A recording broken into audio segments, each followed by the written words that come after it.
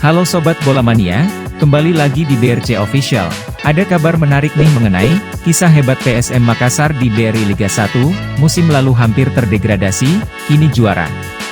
PSM Makassar berhasil menjadi juara BRI Liga 1 2022-2023. Kemenangan 3-1 di markas Madura United, Stadion Gelora Ratu Pemalingan pada Jumat, 31 Maret 2023, menjadi penentu gelar juara Juku Eja. Kemenangan atas Madura United membuat PSM Makassar tak terkejar oleh lawan-lawannya. Kini mereka berjarak 13 poin dengan Persib Bandung yang berada di posisi kedua.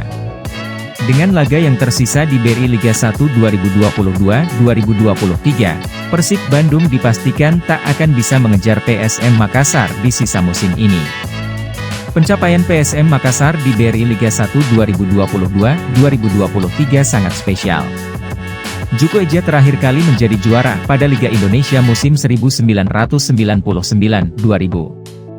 Saat itu PSM Makassar menjadi juara setelah mengalahkan Pupuk Kaltim dengan skor 3-2 pada babak final.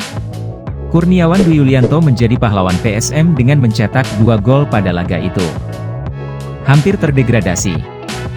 Keberhasilan PSM Makassar menjadi juara di BRI Liga 1 2022-2023 sangat spesial. Apalagi ketika melihat performa mereka di BRI Liga 1 2021-2022. PSM Makassar nyaris turun kasta pada musim lalu. Mereka mengakhiri musim dengan menempati posisi ke-14 klasemen BRI Liga 1 2021-2022. Juku Eja hanya mampu mengumpulkan 38 poin pada musim lalu. Mereka bahkan hanya berjarak 2 poin dari Persipura Jayapura yang menempati posisi ke-16 alias zona teratas degradasi. Tim asuhan Joop Hal gagal tampil konsisten di sepanjang musim. Mereka kerap terpeleset pada laga-laga yang sebenarnya di atas kertas bisa dimenangkan. Perubahan besar.